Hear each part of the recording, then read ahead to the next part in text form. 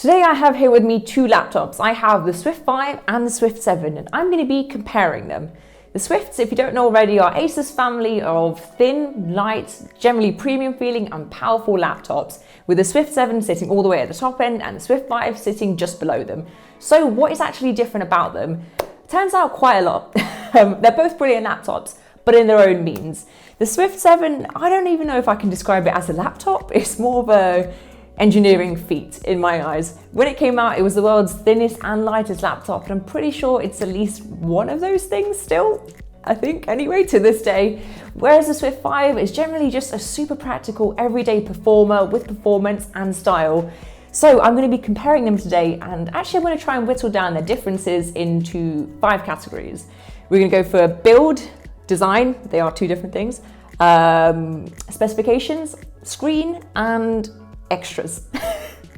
You can tell where I started to run out of category names there, but we're going to be whittling down to 5 different differences between the Swift 5 and the Swift 7. Now, it is worth noting before I start the video that the Swift 5 is generally one of Acer's flagship products, so it gets refreshed quite often, with the last refresh being June of this year, June 2020, where they announced hardware changes and general tweaks to the design, which is what they kind of usually do with it. The model I have here is one of the older ones, so when I'm going to be talking in general, I'm going to be talking about the newer ones, and I'm going to try and include some like stock footage if I can get it of the new ones. But I don't have my hands on it because I don't think it's been released yet. It's due to be released soon, if not. I'm not sure when this video is going to come out, but it was due to be released in kind of October time, so it should be coming soon if it's not out already.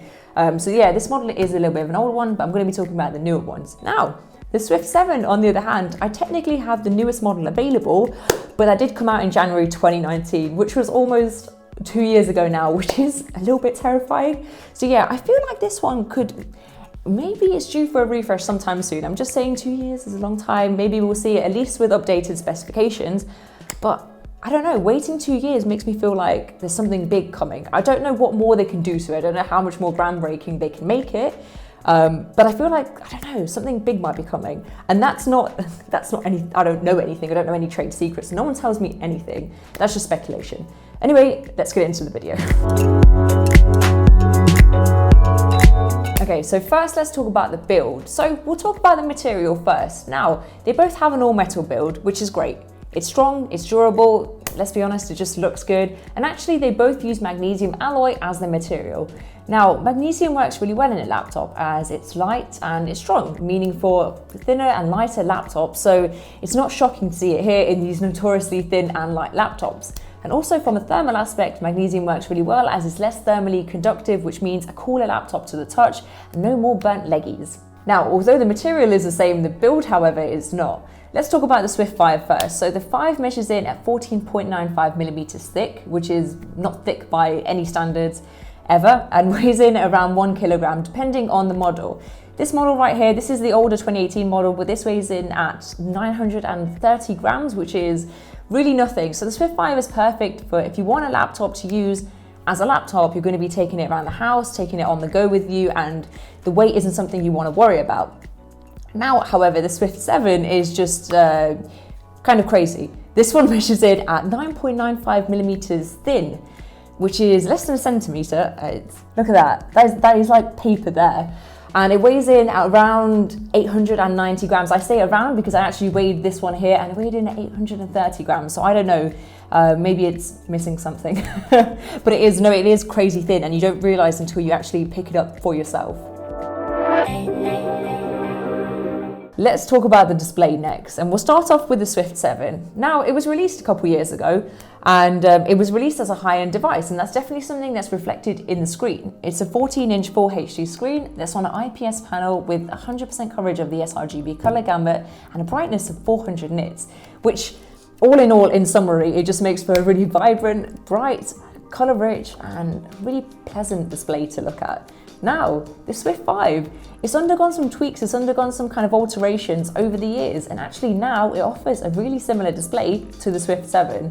So the display on the Swift 5 is a 14-inch Full HD display on an IPS panel, also with 100% coverage of the sRGB color gamut, which is great, and a brightness of 340 nits. So it also makes for really vibrant colors on a great, bright display. And I say this because it is really great to see the same high quality even at a lower price point. But you're probably thinking from looking at the screens in front of me here that the biggest difference in between them is the screen to body ratio, and well, you're only kind of right. So let's get into that. So the Swift obviously has a massive screen to body ratio, as you can tell from probably looking at it. It comes in at 92%, and all the bezels in the screen have been made ultra narrow thin, with I think the left and the right hand side being only 2.57 millimeters thin, so super thin. And they've even got rid of the webcam from the top bezel in order to make it even narrower. So it really gives you the illusion of a edge to edge kind of seamless display. Yeah, with a screen to body ratio of 92%, which is massive. Now let's talk about the Swift 5. From looking at it, it looks pretty different. But remember what I said earlier, this is the 2018 model. This got refreshed in 2019 and they made the bezels thinner. I believe these ones, especially on the left and the right hand side. And then the refresh in 2020, they made the bezels even thinner again, which is great. And now the 2020 model, I'll try and pull an image of that up now, has a screen to body ratio of 90%. So 90% in comparison to 92%, just really great all round, to be honest. And both of the screens use a touchscreen panel, which is just really nice and practical too. I know a lot of people like to see that in a laptop.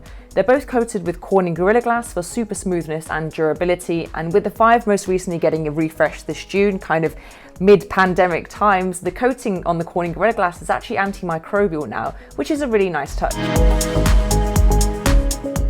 Now let's get into the specs, and I'm going to start off with our older boy here, the Swift 7. I can't really call this laptop old. It's less than 2 years old, which is nothing in the grand scheme of things. I remember when I used to have laptops until they were 8 years old and on their last legs. However, I do say it is older as the specs won't be as current as our Swift 5 over here, just because it gets refreshed fairly often. This one gets refreshed every year or so. But yeah, in our Swift 7, we are running an 8th gen Intel Core i7 processor. I believe the specific one is an i7-8500Y processor. What that means, the Y at the end of that name indicates that the processor has an extremely low power consumption, which is really important in a laptop like this, because if you have a look at it, it's very thin, so there's not exactly room in the chassis for great big fans, so you need a processor with extremely low power consumption in order for it not to overheat and damage the laptop. And also an added benefit of this means that the battery life is going to be, well, a little bit longer, and actually the battery life of the Swift 7 is longer than I would have expected. The Acer website claims it has a battery life of up to 12 hours, and I kind of read that and I was like, yeah, all right then, because look at it, it's not going to, like, I wouldn't think that would last 12 hours. However, I've been using this now for the past day and it's not died yet. I'm a little bit confused. Admittedly, I've been using it on and off. I would say I've been using it on and off for around 10 hours, general productivity, different programs, you know, watching videos, like kind of on and off, but it has lasted a long amount of time, and I'm not very good at charging like laptops and whatever. I kind of just like close them half dead, and then next time I open them again, they're dead. However, the Swift 7, every time I go to open it back up, it's still alive, and I'm a little bit impressed, I will say that.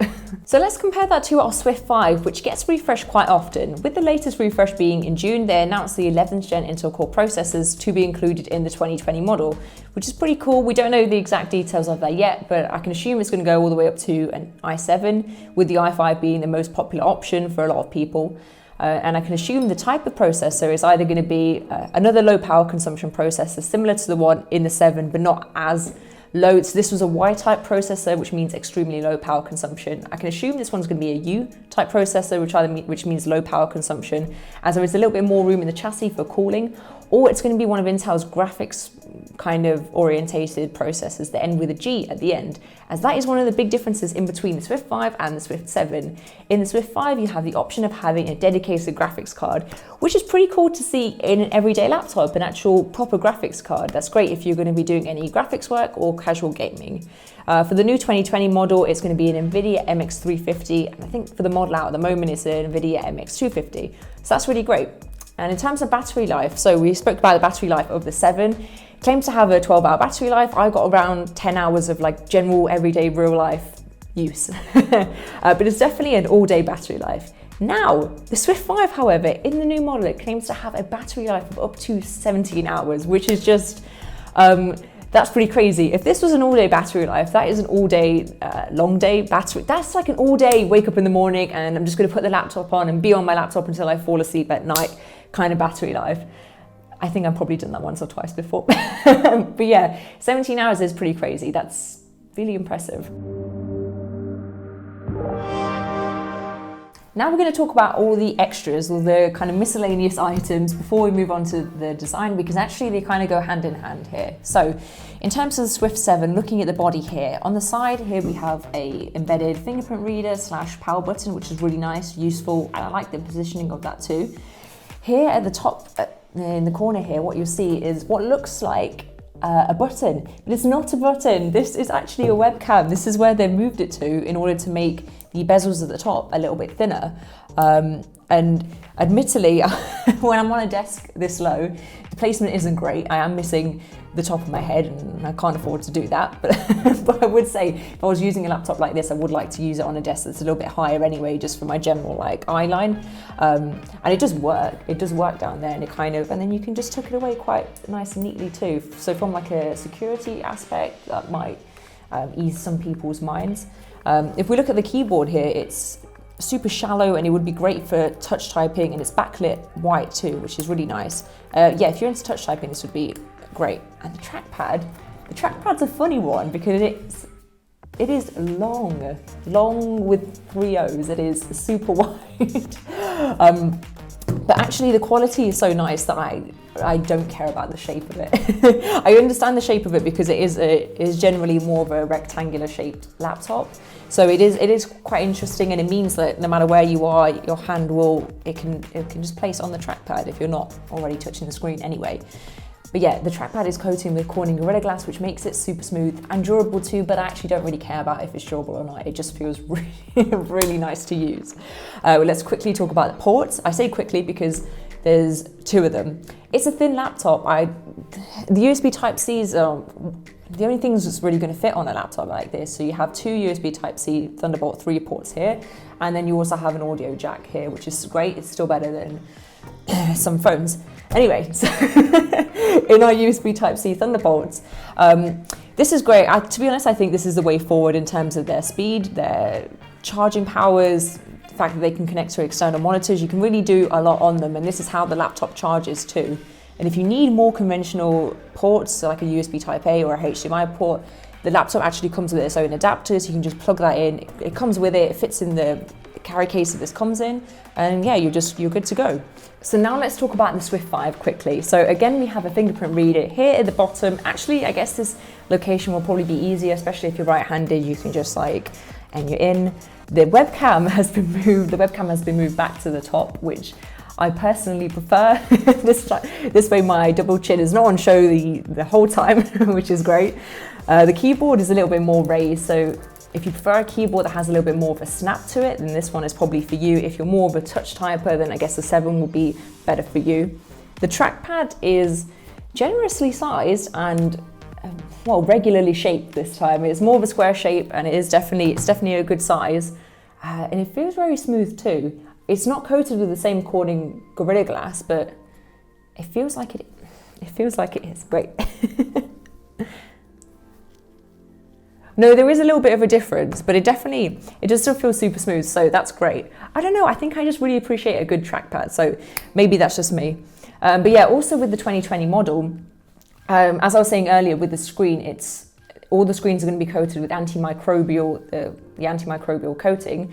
Also, the rubber feet will be, but there is also an option of having that antimicrobial coating on the trackpad, on the keyboard, and I think just generally on the laptop itself, which is really good to see from from a hygiene perspective. It's good to see a company kind of making decisions in order to, because I know obviously this year is kind of like weird for everyone, especially from a work perspective. Everyone's either their work is stopped or changed, or just it's all gone a little bit weird. But it's good to see a company being like, look, listen, don't worry about this. We'll sort this out. Just let's try and get you back on your feet as quickly as possible. I don't know. That's how I see it. It is kind of nice to see. But anyway, let's move on to the ports. There's more ports. So in the same as this model will be, it's similar with the new model. So you will have 2 USB Type-A's, you will have a HDMI port, which is really great to see on a thin laptop. And you will see a USB Type-C port. On the new laptops, they're going to be Thunderbolt 4, which is pretty exciting. That is some speedy stuff. And you have an audio jack and Kensington lock slot there. So you have everything you would need from your general office-based productivity kind of laptop, you have all the usual suspects, or all the things you would hope to find anyway for your laptop. It's good to see it in a design that's also thin and light, and it's good to see these added kind of hygiene extras to it as well, in comparison to the Swift 7, which is more about the design, and then all the kind of added extras are added in there to maximize the design, or just because that's the only thing that the design will allow. But anyway, now I'm talking about the design, and that's the last category, so let's move on to that. So now let's talk about the last difference in between the two different laptops, and the last difference is going to be the design. And there's a reason I've kept this for last, because this is almost like a summary of the two laptops anyway. The Swift 7 feels like it's focused towards business professionals or any lovers of really stylish or high-end tech. It's an understated statement piece. That's how I describe it. With all of the kind of features it has. So it has these really sharp edges at the corners and just all around the design. It has this lip at the top to make opening it easier. It has like a magnetic clasp when you shut it to make sure that it doesn't move around or open, because you know it's thin. It's like you don't want it to be flimsy. When you open up at the hinge here at the screen, it kind of elevates the base of the laptop, which is really nice. It has a near bezel-less design. There's no plastic, there's no metal around the edges. This is all glass. It just looks really great. There's only two colorways. It comes in this black and white. I say only two because actually this is the only variation in Swift 7. There's no variation on specifications. It's only the colorways. So this is a really great piece. It's almost like a designer piece. It's for someone to go in, they just want a high-end device. They don't want to have to worry about which one to get, which model, which specifications they need. It just, boom, I want that one, because they have the confidence knowing that it looks great, but it's also going to perform great too. So let's now compare that to the Swift 5, because I do believe that the Swift 5 started off as an everyday work laptop that just looked a little bit more stylish, but now I'm seeing that with every update of the Swift 5, it's starting to look more and more like the Swift 7. It's starting to look more and more like this, really like a high-end kind of business laptop that's focused at young professionals, while being a little bit more attainable in terms of money. To be honest, it's much more affordable. But yeah, it's definitely aimed at young professionals, but whereas this is kind of like your really high-end business professionals, this is more this is how I would describe it. You would take the Swift 7 into a meeting to show it off, and you would take the Swift 5 into a meeting to actually do some work. I think that's how I describe the difference in between them two. This is really practical, and it looks good while being practical, and this is it's powerful, but it's also a bit of a flex too.